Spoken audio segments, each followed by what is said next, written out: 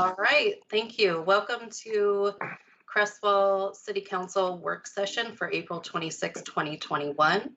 I will do roll call by name. First off is Councillor Inman. Councillor Inman is present. Councillor Medina. Councillor Medina present. Councillor Castilla. Councillor Castilla present. Councillor Hutchinson. Councillor Hutchinson present. Councillor Clark. Councillor Clark is present. Councillor Braccio. Councillor Braccio is present. And Mayor Knutsen's present. The next up is the mayor's report. I don't have anything in particular, but I would like to ask Michelle Amber for an update regarding City Hall being closed because of the high risk, potential extreme risk, COVID-19 precautions that are in place, and then how that relates to in-person meetings for us. Okay, Mayor, thank you. Actually, as you stated, we are currently at the high risk level as of last Friday, which precludes us from meeting in person. Unfortunately, we moved to high risk from low risk. Low risk was really nice. We could actually get people together in rooms and have some meetings, but now it's a little bit more difficult. Also, we are moving into extreme risk come the 30th. All of Lane County will be at extreme risk for at least 3 weeks, I believe. So that will impact our meetings. The good side about that is, the good news is that we only have city council meetings, a city council work session, and budget meetings scheduled during the month of May. So it should make those, we should be able to facilitate those meetings pretty easily virtually. All right, thank you very much. Next up is the committee reports. And first up is Administration and Finance Committee, and that is Councillor Castilla. Thank you, Mayor. We just met, and after everyone, our charge was to review the city employee contracts, and we did that, and we got gathered together, and we had a lot of discussion on what we saw, what things that stuck out, and there wasn't really a whole lot, but for like the city manager contract, it just needs to be updated from administrator to manager and things like that. And the judge's contract, there was a line in there that it needs to be updated as well from to manager. And there was a little discussion on maybe updating his fees if they've increased, just for transparency, and maybe as well as for the pro tem judge. And also it was suggested that we add some gender neutral language to the contracts. And the thing that struck out the most with Judge Palmer's contract is we realized that it is expired. So it has to be renegotiated. There's a little bit of work there that has to be done. And the city attorney contract, that all just looked great. It looked like an attorney, it read like an attorney wrote it. So, and that was about it. That about summed that up. And then our second charge was for the permit fee for security services. There was, again, we picked up our discussion on what do we do with our ordinance as far as applying a fee to it, because we had two different options. We had an existing one, and then we had a Junction City permit for security services ordinance. And then Mr. Piper brought to our attention a 1992 resolution that the city of Crestwell actually has that we could apply fees to it. But the consensus was really, I think we landed on that $250 was what our fee was going to be set. And I believe we voted on that, and that's what we're going forward with. But there also is, okay, but we need an ordinance to apply it to. So with that said, I think we are all in consensus that we would recommend that staff bring forward a draft ordinance for security services for council's consideration. Does that sound right, Michelle?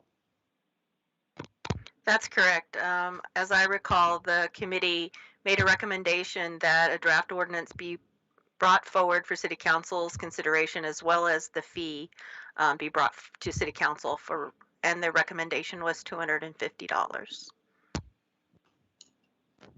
Yep, and that was about, and our next meeting was going to be June 2nd, if we can meet in person. So, All right, very good, thank you. Next up is Public Safety Committee and Counselor Inman. Yes, thank you. So Public Safety last met on April 6th, and we continued with our charge of discussing and planning the National Night Out. I think the biggest focus was discussion of prizes for a public safety table. And our next meeting for that is going to be June 8th at 5:30, and we'll go from there. Very good. Next up is Transportation and Public Works Committee, and that is Counselor Pachu. Thank you, Mayor. We did meet here recently, and we discussed the two charges, which are the Second Street project and then also the Public Works Day. And the main focus of our last meeting was more around the Second Street restoration project and how to fund that. And we looked at the different funding options. You can't look at all of those without looking at possibly including other projects in a larger type of kind of bond or that type of thing. So we're digging into a little bit more of those different types of funding options, how they work, maybe starting to get some real numbers about what they could produce over what period of time. It won't be one single option by any means. It'll be several different things that we will probably eventually present as a recommendation for that, and hopefully just kind of maybe even some of the other projects going forward too. So I'm not sure, honestly. One thing I forgot was when our next meeting is. So that would be usually something I would report, but we'll get that out there. All right, that's Thanks. fine, thank you. Next up is Parks and Tree Advisory Board, and I believe that's Counselor Hutchinson.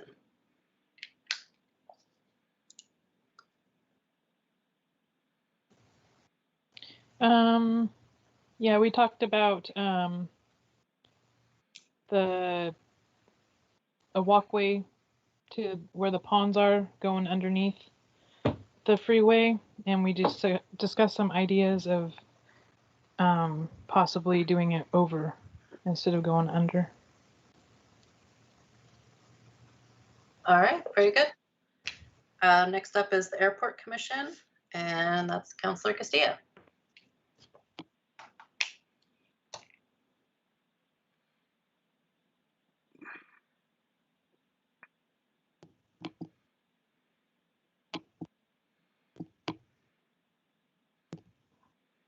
okay, sorry, my mic didn't want to unmute. Okay, thank you. Thanks again, Mayor. We received a lot of updates. Once again, on the first update was given was on the runway construction design. Some biologists have completed the first of a 3-step process on the street horn lark study. Yeah, so the good news is there are none. So, and that means they don't have to have another one for at least 5 years, so they can move forward and start their work. And then the 2020 generator, the update on the generators for the EOC. that is, progress is underway and hope to have construction started soon. And also the equipment for the 2021, Shelley will be working to acquire those, that equipment as well from that. If you recall, there was going to be some equipment coming. Okay, so then, well, then we received the update on the north end, the wastewater design update. I think really, Manager Humble is just waiting for the Lane County to come out and do their inspection so that they can get a wastewater permit and proceed with that work. And then there was something a little bit new. There, Manager Humble is they're working on updating their rules and regulations for helicopters, as apparently now they have one out there that's calling the airport home, which is good.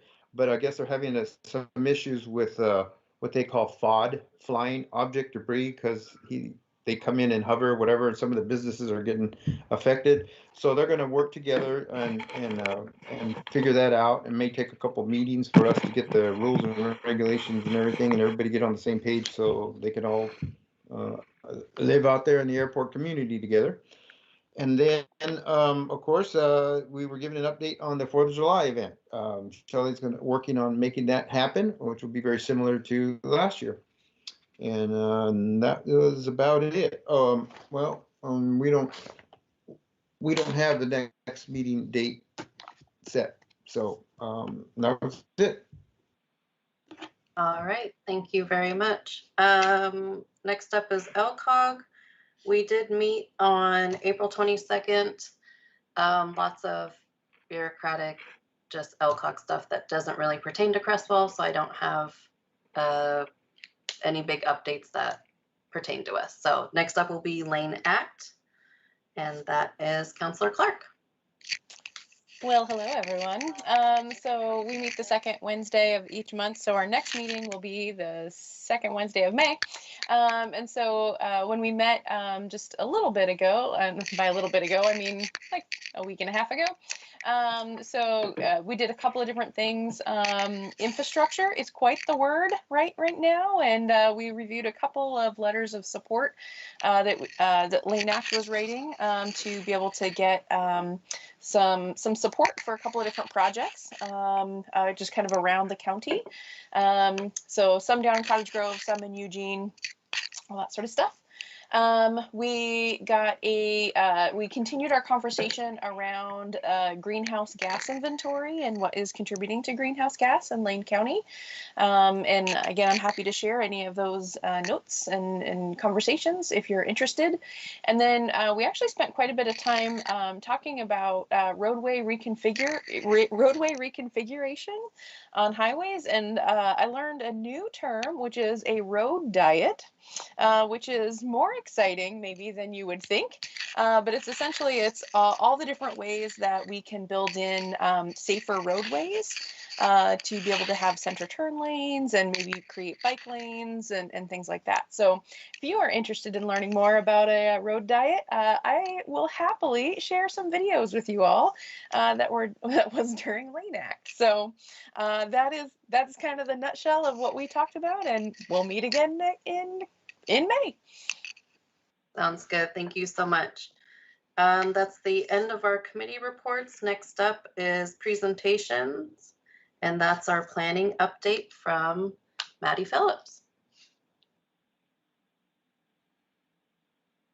Hello, everyone. My name is Maddie Phillips. If we haven't met yet, I am your city planner. And I'm here before you this evening to present a short presentation about planning and land use in the city of Crestwell. And I'd love to kind of give you an outline of what my presentation will look like. You all have some slides in your packets, but I'll put something up on the screen and we'll do a bit of interactive visual stuff. But I thought I'd just start by introducing the topic of land use and kind of moving through a variety of topics, graduating from the most general to the most specific, because I'm aware that not everyone has a background of land use planning or an understanding of it, and I want to make sure that everyone is on the same page. Can everyone see that? I can see it. Okay, great. Thank you, Mayor. So the first things first is I'd like to talk a bit about what do I mean when I say land use planning? Planning can mean a variety of things. One thing that I'm not is I'm not much of an event planner, but I am a land use planner, and land use planning focuses on coordinating the way that we use land within cities. And in Oregon, the land use program is very specific and has a series of goals that are that provide a framework for how we manage land within defined cities. And this is unique to Oregon. It's different than any other state that I'm aware of in the United States. And it's a way that we identify ways to utilize land in an efficient way to provide not only opportunities for development, but also the provision of urban services like water and streets and sewer services. So I'll start by explaining some of the districts and some of the big documents that you'll hear me talk about throughout future explanations of land use planning. But I'll stop every once in a while and ask if there are questions, so that if there's something that doesn't appear clear or doesn't make sense, you can certainly just chime in and ask. So first and foremost, we have several different districts within the city that are all going to sound very familiar.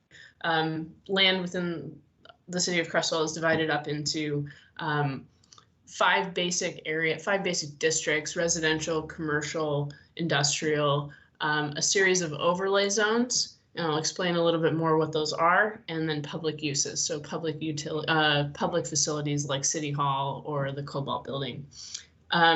Those districts are then divided up into different zones, and those zones are a variety of names that you've likely heard in passing, like low density residential or downtown commercial. And these all have specific guidelines and some attachments to documents that I'll highlight as I go through this presentation. The reason why those things are so important, or where they all kind of come together, is basically that our comprehensive plan is this big overarching umbrella of what the city does in terms of providing services and cataloging resources. We have basically a fairly robust set of vision, mission, goals, aspirations, and forecasts that we bundle together as a city, and every city in Oregon has a comprehensive plan in this way. And we take them all together and we take a 20-year look at a community's trajectory. So what kinds of opportunities there are for transportation, housing, employment, land, what kinds of constraints we have around natural hazards or natural resources.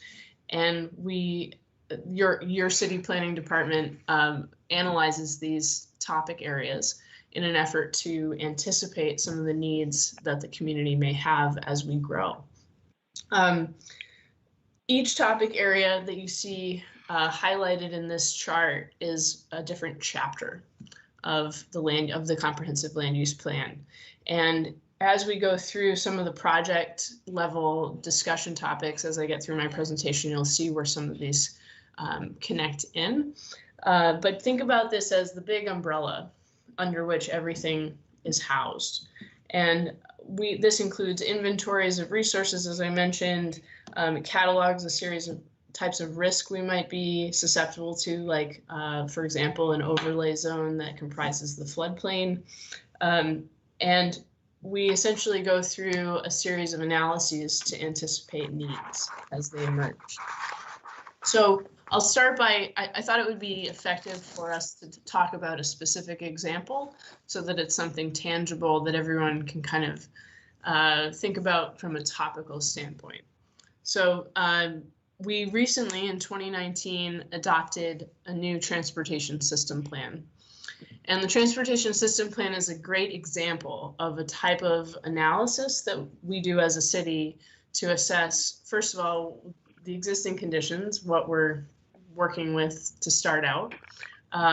We think about what our vision and goals are for that particular topic area. And then we develop a set of anticipated needs and determine which of those anticipated needs are likely to be needed in the planning horizon. I'll just take one quick pause and say that most of these plans, with a few exceptions, look at a 20-year window of forecast. So whenever we talk about a large long-range plan, we're typically talking about a 20-year period.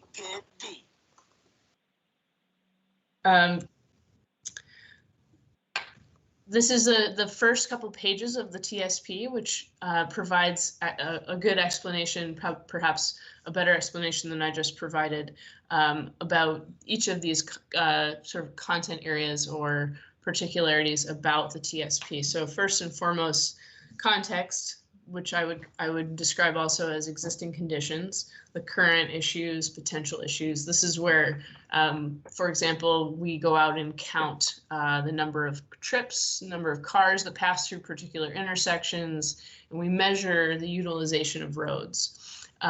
We think about how many cars are driving and taking trips today, and then we extrapolate those out and forecast out how many trips we think folks will be taking tomorrow.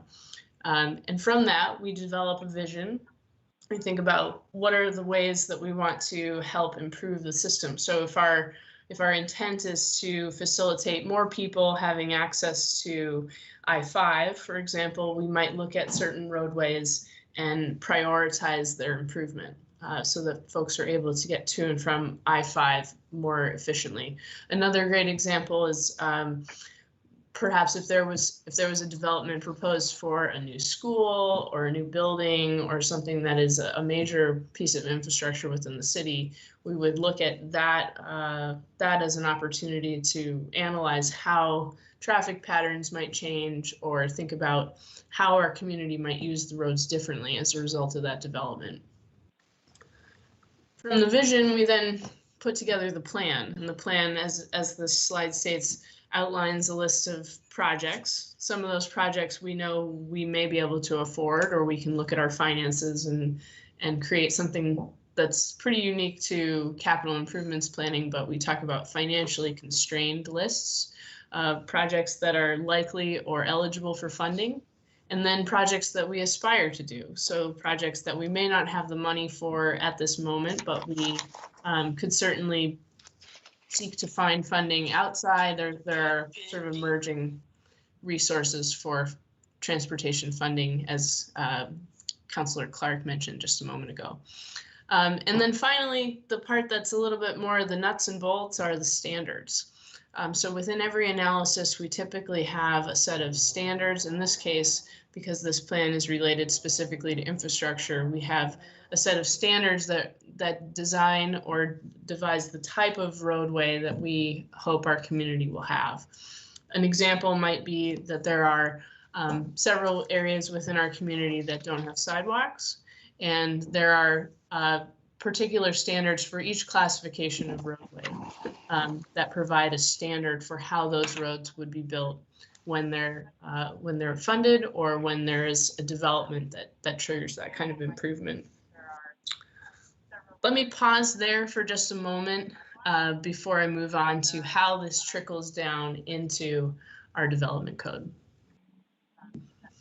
Are there any questions?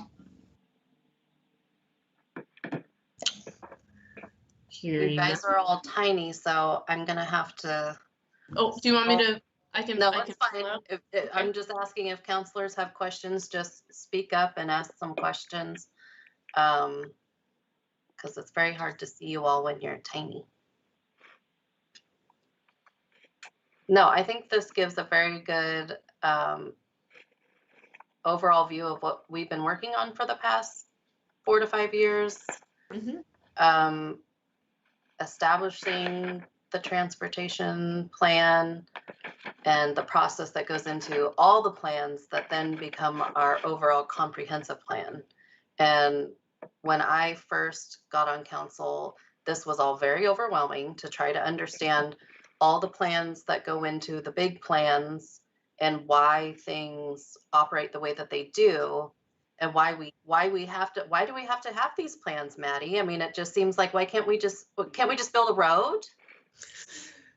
Indeed, Mayor, you've expressed a very common sentiment and feeling. So I guess just as a caveat, when this is complete, you can ask questions in this context. I'm also available if and when you ever want to chat about planning in general. So let me continue. So this is an example. Again, we started out with a comprehensive land use plan, the Big Look, 20 years. And we've moved into a chapter, which is the transportation plan. The transportation plan then creates a set of aspirational projects and projects that are funded, and then standards. And the standards become part of our development code. So moving into the next slide, what is a development code for? In short, basically, the development code implements all of those goals and objectives that you saw or heard about in that particular topic area. So for transportation, it's one thing. For land use districts, it's another. And this is where the details come in. So when you hear about an application coming before the city or coming to the Planning Commission, their project, the applicant's project, is reviewed based on the development code's standards. And the development code sort of has two functions. One is to apply design standards: how big, how tall, how wide, how many windows. Setbacks is architectural details. These are all really common areas of development codes throughout many cities in Oregon and beyond. But then it also prescribes a set of process steps and operations. So for example, building a single family home is a different level of review and process than building a commercial building or doing a subdivision of land. And these are rated in types, from 1 being the lowest level of review or the most objective or clear standards, all the way up to legislative amendments. So whenever you adopt a change to the comprehensive plan, for example, or an amendment to our development code, you are doing a type 4 application. And the difference, the most common ones are 1 through 3. Type 3s, and we'll see an example of a type 3 in just a moment. But the difference between those sometimes has to do with the number of criteria that are applied, the particularities of setbacks and architectural details. But also the types vary because of some steps in the process. Certain applications require notice. So some of you may have, either in your work or in your in where you live, you may have received a notice that someone was doing a project within a certain distance of your home or your workplace, and that notice is required by the type of review that's considered. And the other step that often differentiates applications is who is the decision maker. So in a type 1 or 2 application, our planning director, who is Michelle Amberg, our city manager, is the decision maker. So she's able to apply the standards, and I certainly help out quite a bit with that. And we're able to issue administrative decisions because the criteria are very clear. When you get into a type 3 application, there's a notice requirement, and then further, the Planning Commission becomes the decision maker. And the Planning Commission reviews a type 3 application, which you'll see in a moment. And then finally, you as the city council actually have a role in a type 3 or 4 application. So if a type 3 application gets appealed, if the Planning Commission decides and the applicant doesn't agree with the findings, they can appeal to the city council and ask that their project be considered at a public hearing at the city council level. So you play a pretty significant role in those particular applications. And then further, for any kind of legislative change or plan amendment, the Planning Commission is no longer a decision maker. The Planning Commission merely makes a recommendation to you as a city council, because you city councilors are our policymakers within the city of Crestwell. So let me move on to an example, and sometimes having a real life example is helpful.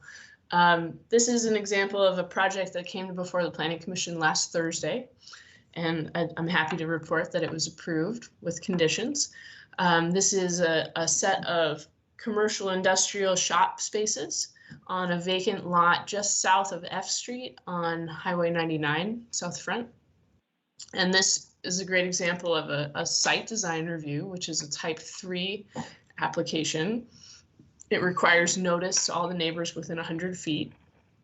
And the decision is made by the Planning Commission in this case. But what's most interesting is, or to tie it in with our previous discussion and presentation, is that there are criteria from the transportation system plan that apply to this project. So for example, the site on F Street does not have a sidewalk, and F Street is identified as a minor collector road. So a minor collector road has design standards that are outlined by the TSP, and through that functional classification map, I know it's fairly small on the slide, but I just wanted to show it for visual sake of where it shows up in the staff report to the Planning Commission.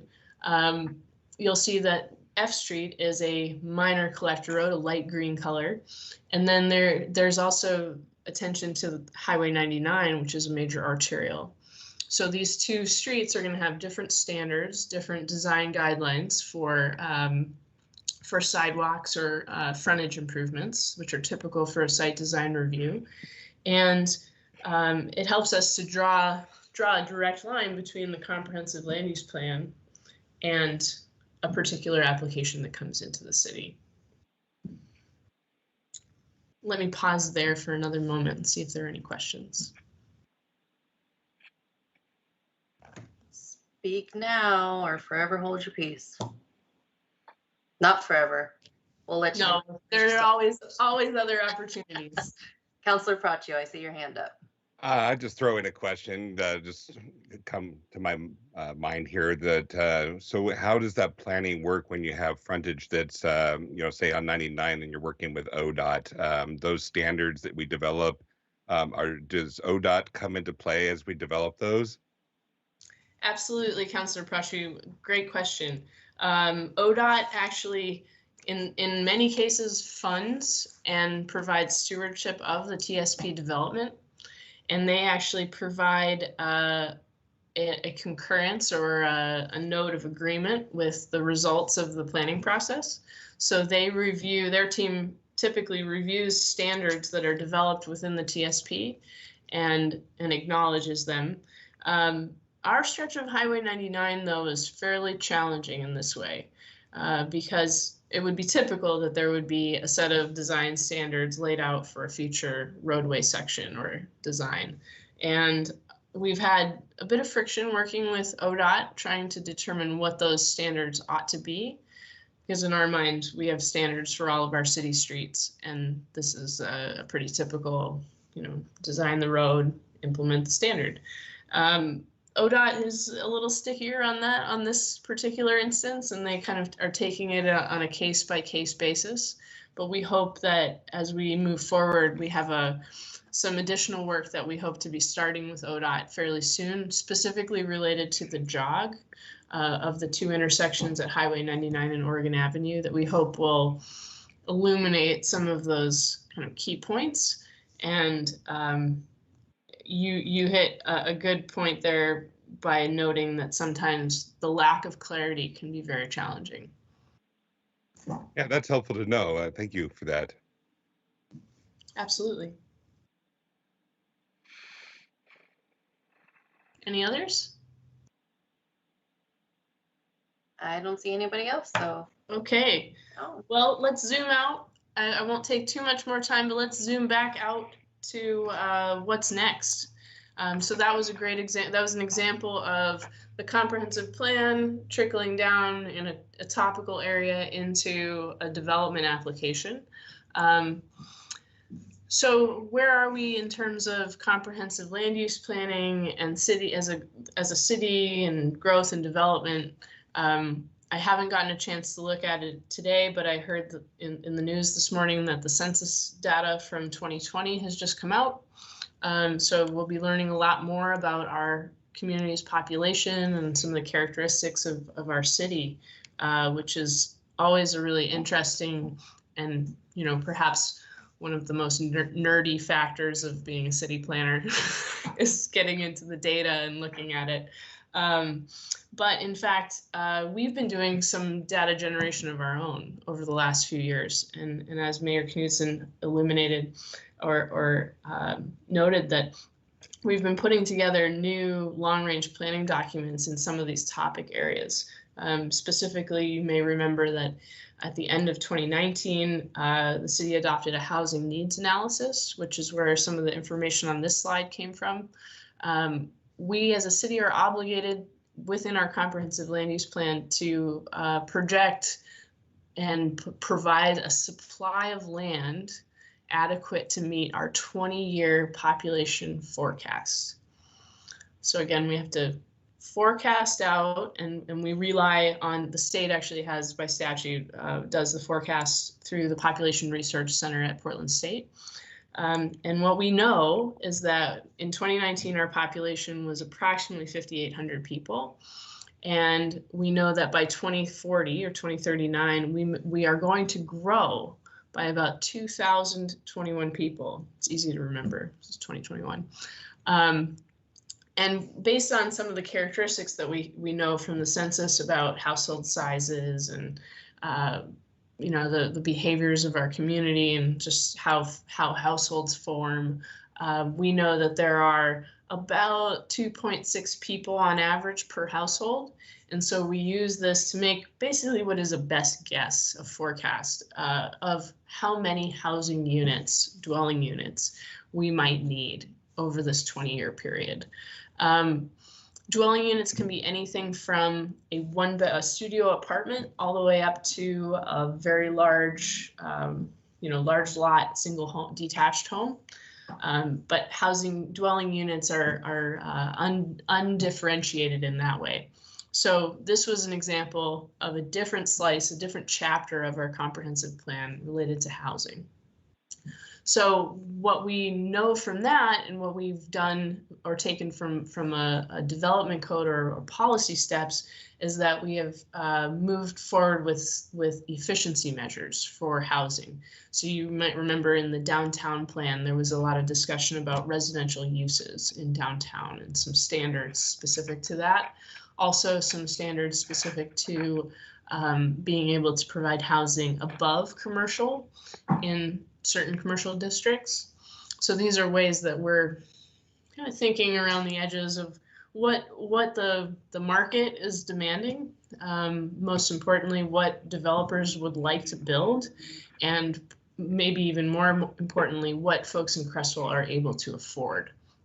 So we looked very deeply at these two topics. This is an example of our housing need. So we've established that through the adoption of the housing needs analysis. We've also started some work on employment land, and we categorize and catalog through something called a buildable land inventory. And buildable land is just what you think it is, land that's vacant or partially vacant or could fit more development on it. And that's how we differentiate in this little chart that's at the top here, Exhibit 15. And we catalog how many of these acres we consume over a period of time. And when we reach a point where we're not providing that 20-year supply, we then are obligated to start talking about amending our urban growth boundary.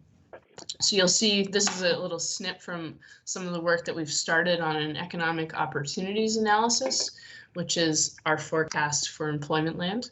And you'll see that based on some of the growth of employment, which is the same as the rate of population growth from the forecast from Portland State, we're expected to need or grow approximately 500 new jobs And if we were to look at 500 new jobs, and again, this is a little less connected because we have less data on how many employees per, square foot of a particular type of building. It's a harder thing to forecast than housing. But if we look at that, 500 new jobs requires on average about 38 acres of land. And so you'll see 25 of those acres are identified as commercial and 13 acres are identified as industrial. However, you'll also note that we have, in fact, the math in this chart I've noticed is incorrect, not only because the math is incorrect on total buildable acres. Don't worry, we've revised it since then. But in fact, Mr. Brick's project that you just saw a moment ago will now consume one of those commercial acres. So we'll be down to 21 commercial acres. So the question is, what in the heck is an urban growth boundary? An urban growth boundary is an imaginary line that is real in some ways and imaginary in others.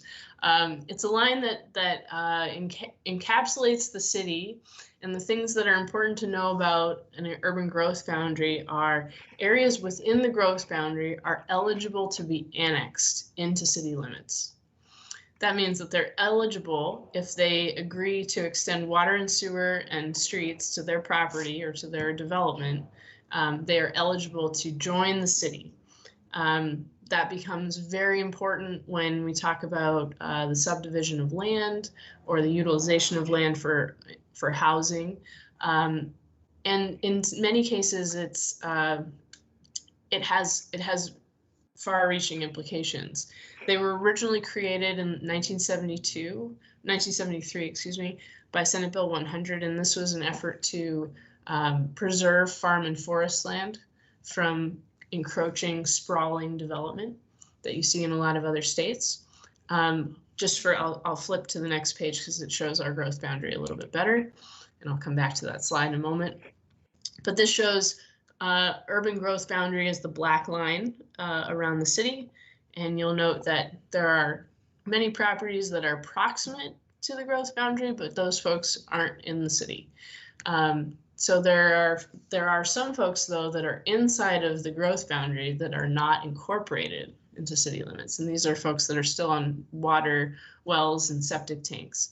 And they, at some point in the course of development of land, may be brought into the city through annexation. I'll flip back. So what's important about the growth boundary? Well, if we don't have enough land within the city that's vacant to be built on to accommodate that 20-year forecasted supply, we begin a process that's called a UGB amendment. And this essentially makes more land eligible to be annexed into the city in the future. So all the land that's within the UGB is assumed to become urbanized, meaning it'll be developed to an urban density. Think something more on the order of quarter-acre lots as opposed to 1-acre lots, or multifamily housing as opposed to distributed farm-style development of the property. And essentially, it allows this process is a very robust one. It takes a long time to do, and a lot of cities go through it, and it takes a very long time. But that's why I mentioned it's a highly regulated area of land use planning. But it's something that's very important to cities as the market pressures us either through pricing or through demand for certain types of land. We have the ability to reach a point and say we have a need for 849 dwelling units and we can't accommodate them all within our current boundary. So we've done these analyses and we determine as a city that we might need more space. And so that kind of gets us started on a discussion about an urban growth boundary amendment. That one's going to have a lot of questions, or things will kind of come up as we move forward with that. But I would at least just highlight that we are beginning that process at this moment. the city is starting to, we're finishing up some work around, we'll start some work around economic development and some local economic development strategy work in the coming months. And then I'll be working pretty closely and diligently on developing a scope of work for this particular project about urban growth boundaries. I'll just put this picture up, and I can actually flip back so that you can see me and maybe ask or inquire with any questions you might have. Thank you, Maddie. That was a very great presentation of what has been going on and what we're looking forward to in the future. So if anybody has any questions or comments, please speak now. Councillor Prachu. Oh, I am curious as to when you think we might be at the precipice of having that UGB discussion. Is that going to be this year that we're talking about that then, or? Yeah, Councillor Prachu, I think we're kind of dancing a couple of things. One is that we'll have to wrap up our economic development work to be sure that we've got the right projections for our employment land numbers, because it really comes down to some core building blocks: the transportation plan, housing, and employment lands. And of course, all the diligent work that our public works director and city engineer have been doing to update our infrastructure plans. Those become very integral to the discussion about growth boundary amendments. But essentially, think about this as like an audit to all of our land use actions, where the state spends a fair amount of time reviewing all of the work that we've done up to this point, and they start kind of picking and choosing little bits to test and places to explore. So as we move through this, I fully expect that we will find that we have a little bit of work to do in certain areas to button up. And then as we close some of those gaps and sort of create a whole foundation for the project, my understanding is that we may be able to apply for some technical assistance funding through the Department of Land Conservation and Development. And the timeline for that is typically a solicitation in June or July, and it looks at an award in September.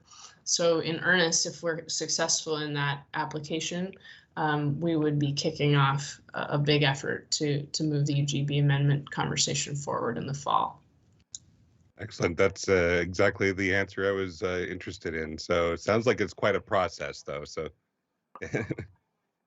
thanks. Indeed. All right, Councillor Castilla. Yeah. So Maddie, and it may be kind of the same question. So what is that benchmark that you're looking for? And if it takes 2 years for this to go through the UGB amendment or to make it happen, so what is that? What is that benchmark you're looking for to say, hey, we got to start going on this?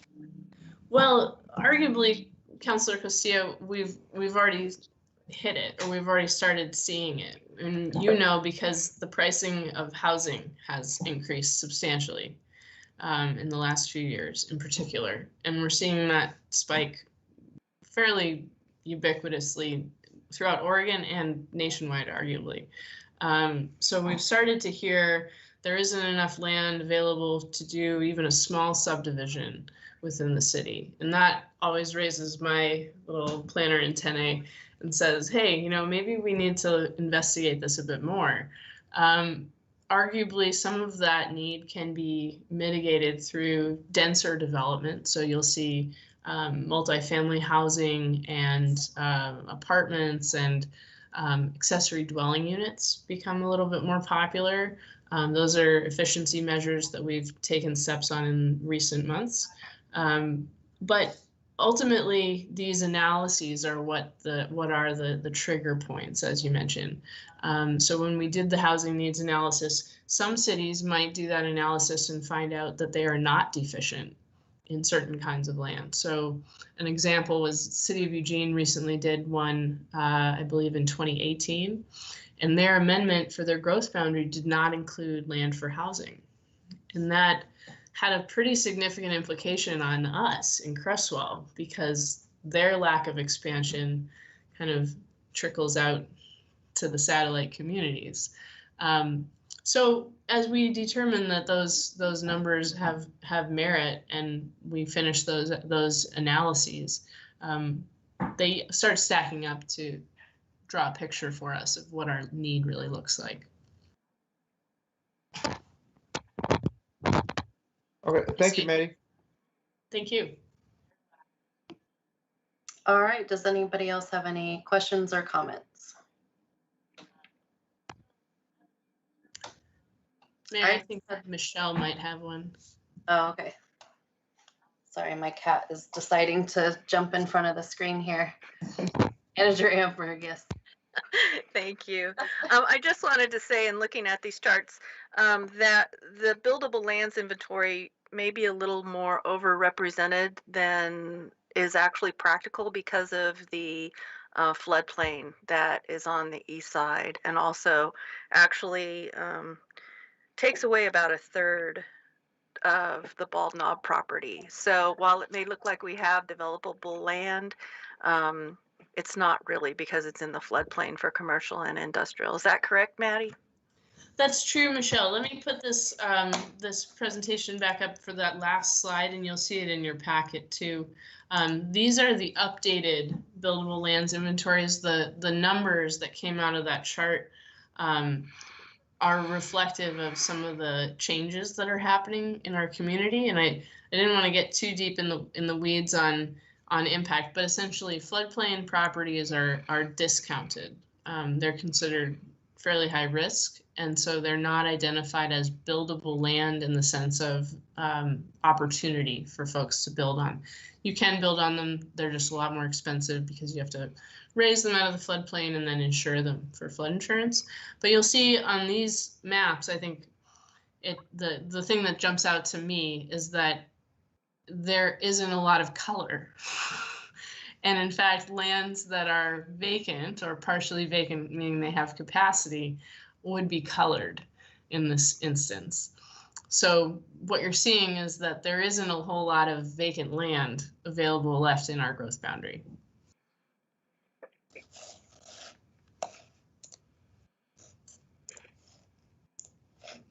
So my question was, all that land, that brown land that isn't within our growth boundary, that isn't incorporated into the city, what are the barriers to getting them in? Do they want in? Do they not want in? I know they're on county well systems. They're not part of our city systems, but they're smack dab right in the middle of our city, right there west of Harvey, and then south on Front Street as well. So there's a lot of little pockets of residential areas that aren't within our city limits. Is there a barrier to getting them into? Is that it's the cost to them? Is that the barrier? Mayor, I'd say that there are probably two different factors. The first is typically related to the development pattern. So if those lands are built as legacy county properties, meaning they were established properties before zoning was put into effect in Lane County, they may be city-sized lots for their era, and they may not have city services.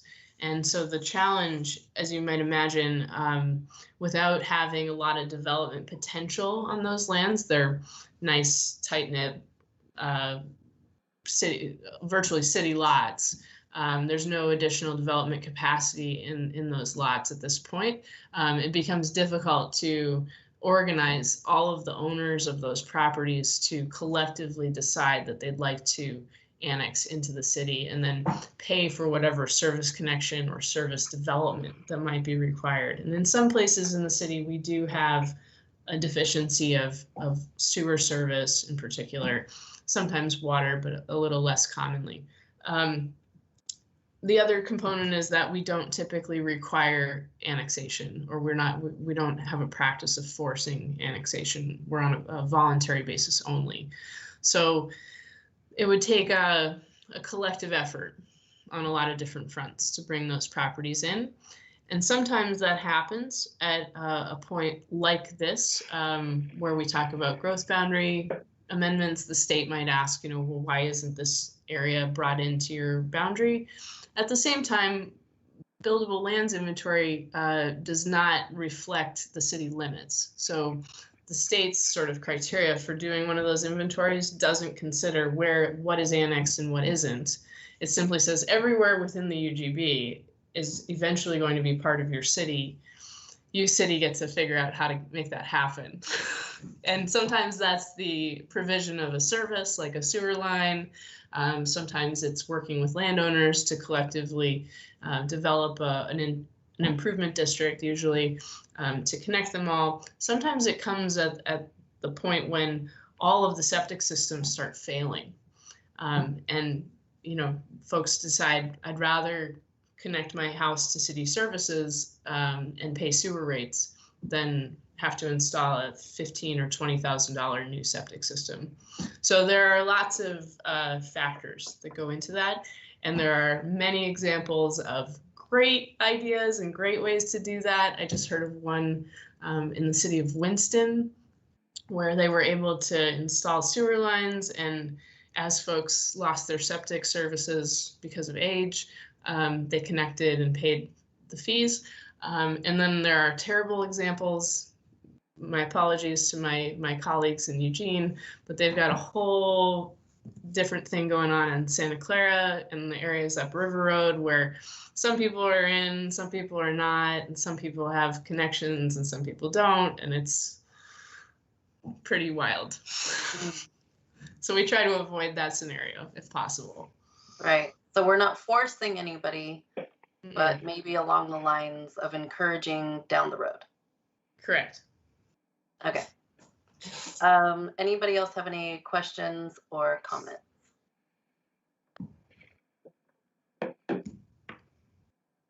All right. Is there... Oh, go ahead. Oh, sorry. I was just asking if there's anything that you need from us down the road, or what do we have to look forward to? Well, I just wanted to say thanks for the opportunity to come present to you at a work session. I enjoy getting to know all three of the new counselors, and of course, I love seeing the familiar faces of those who've served on council for a while. And I look forward to working with each of you as some of these projects that I've just alluded to start coming to fruition, and you'll start hearing about them individually at work sessions, hopefully first, and then onwards into decision making. Sounds good. Thank you so much, Maddie. Thank you, Maddie. Thank you. All right, moving on to discussion items, which is the July 4th celebration events, and that is Manager Amberg. Thank you, Mayor. First of all, I think one of the biggest pieces of good news that we've had is that the chamber is now back up and running as far as it has a full board, and we are lucky to have a board member here tonight. We're very fortunate that Jason Stubbs has joined us. Are you still there, Mr. Stubbs? I'm hoping he's still there.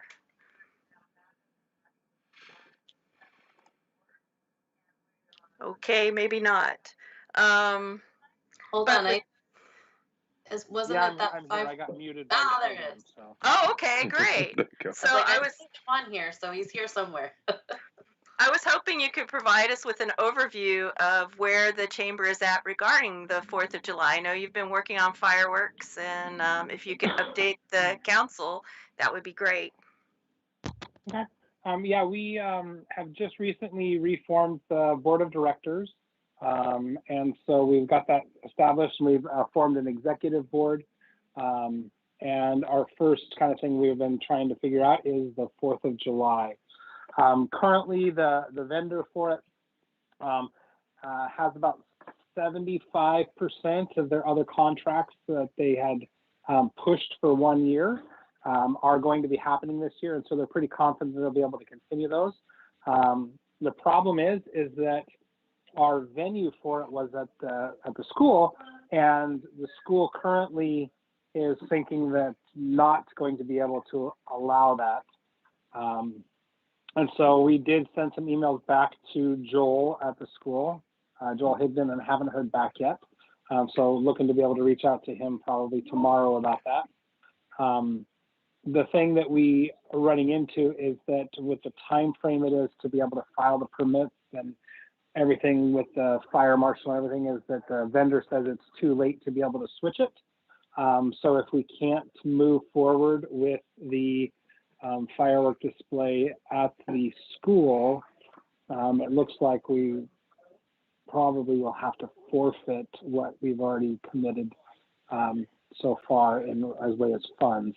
So we're still trying to be able to gather some more information from it, trying to be able to figure out what all is exactly entailed and how fast this process can move.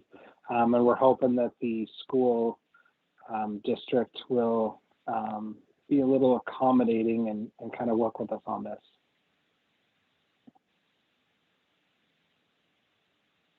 And so that's where we're at currently right now for the firework display. Okay, thank you, Mr. Stubbs. I know it's something that the city has been trying to work with the school over the last few weeks, and it doesn't look very promising, but I hope you have better luck than we had. Regarding the rest of the 4th of July, the parade is just beyond what we can do as a city. We don't have the staffing, and it's a holiday, and I can't get it organized in time. And I'm thinking that we don't know what the limitations are going to be as far as public gatherings. There's just too many unknowns, and we don't have enough staffing to do it. So the parade, I think, is going to be on hold this year unless, Mr. Stubbs, you're working on that? We were kind of come to the same conclusion, is depending upon what the parameters and the guidelines are going to be at that point, it's really unknown, and you can't really control crowds of people and stuff like that. So we're kind of on the same page as there probably won't be an organized parade. I have a feeling that some of the residents of the city will probably do their ad lib makeshift thing that like they did last year, and hope that next year in 2022 that we can go back to having a fully organized celebration to promote Cresswell and the community. And that's why we're hoping that we can be able to get the firework display at least this year to try and have a little bit of mustered support for it. Yeah, we did look at various locations within the city to try and place a fireworks launch site. And unfortunately, because of the pattern of the airport approach, all of the ones that you would think of that would be excellent sites for this kind of an activity are out of the question because of the approach pattern to the airport. One thing that did come up was there is going to be a fireworks display at Dorena Lake this year, and they were wondering if we wanted to join in with them up in Dorena Lake and put some money towards their fireworks display. But I didn't think that that would be something that we could support. It's outside of city limits. It's difficult to use city dollars for something that is not specifically for the citizens of Cresswell. In fact, it's more or less not a best practice to do that. So unless something comes up with the school or the chamber decides to join with the Dorena Lake situation, I think that our fireworks are going to be put off for another year, but I'm sure they'll have beautiful ones next year. Yeah, that's our plan, to try and be able to do it and see what happens. So. Okay. As far as the contests go, we can still do those contests. We can have those house decorations and sidewalk chalk art and pet dress up contests. We will have activities at the airport like we did last year. I know Shelley has been working on getting a flyover. So that's not guaranteed, and I don't have the absolute A-OK on that yet, but we are working on it. And then this week I have a meeting with some of our local vendors and with, well, our local business people actually. And Ariel from Rain has organized that.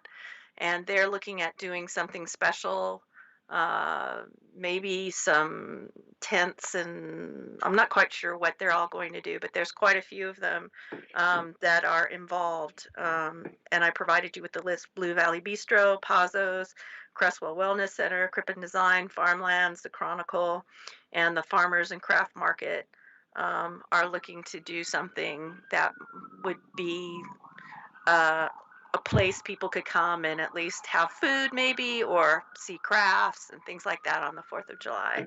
So that's kind of where we're at. Not a lot of progress, I'm afraid, except that I think we all can be very happy that the Chamber of Commerce is once again a real player and is back and going strong. So that's great news.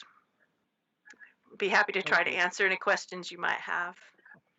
That is very great news. I was worried, and I was contemplating how do we get the chamber back up. So I'm glad people stepped up, and thank you, Mr. Stubbs, for stepping up and helping get chamber back on its feet. Does anybody have any questions or comments regarding our 4th of July discussion?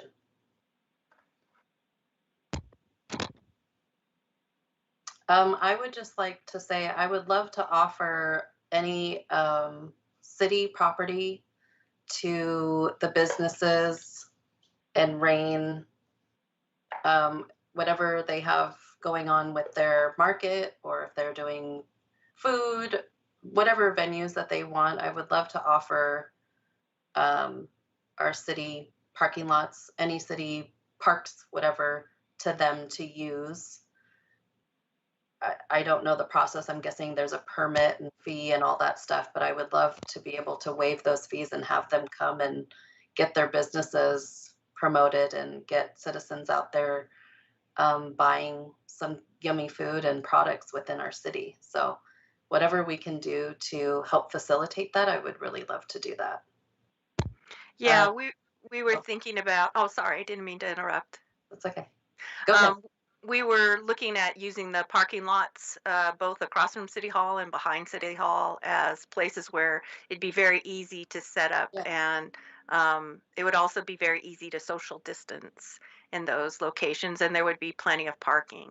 So those were kind of the prime areas. Although I like your idea of the park, parking is not necessarily easy, but if people are on foot, it is easy to get to. So those will probably be things that we talk about this week. Okay. Sounds good. I think Councillor Prachu has his hand up. Thank you, Mayor. I just was curious. I know that kind of takes us and through this year, and we kind of understand at least how that's going to look. And then you had mentioned kind of the staff implications of having parades and stuff like that. And so I was kind of curious about what our thoughts are for the years to come and how that might look. And do we need to kind of start looking at that at some point too then? Actually, the chamber has always put on the parade. The city has not been involved with that. It's been 100% the Chamber of Commerce. I mean, all of the wonderful volunteers that you see and all of the, the pancake breakfast, everything has been the Chamber of Commerce. And they work very hard to put on a very excellent celebration here in Cresswell. So I'm staff implications though, that because you had mentioned that before that it was a holiday, and so that that would be difficult for staff for this year. So I don't know what we would certainly have maybe more coverage as far as maybe our law enforcement on that day, or that's a contract. That's not our staff. Those are contract employees. That's just one component, but I don't know if there's any other things that we have people that have to be ready for. Okay. We have one public works person who is on call. Okay. And that's about it. And then, of course, Shelley this year and last year has worked in the mornings, and so has Joel, to put on the air show out at, well, not the air show, but the festivities at the airport. They've worked both years. They'll work this year, and they worked last year. It sounds like a great arrangement. So as far as yeah, the chamber handling most of that, and doesn't sound like it's too much of a burden on us as a city to support. So great. No, Perfect. most of the public works requirements, the putting out the barriers and porta potties and things like that, that's all handled beforehand, before the holiday starts. So there isn't really that much that staff does on the actual day of the 4th of July. We do have staff members who volunteer, and I know Roberta, for example, she's always done the pancake breakfast, and so has another one of our finance employees, but that's all volunteer work and it's not required as part of their job. Excellent. Thanks. All right, does anybody else have any questions or comments regarding this? Well, seeing none, I say we move forward with the plans that we have in place, and hopefully 2022 is better for us, and that we can actually have some fireworks and our parade back and everything back in full swing. But doesn't look like it's happening this year. If there's no other questions or comments, I will adjourn this meeting, 7:14 p.m. Thank you guys so much for coming and your contributions, all your questions, and I will see you next time.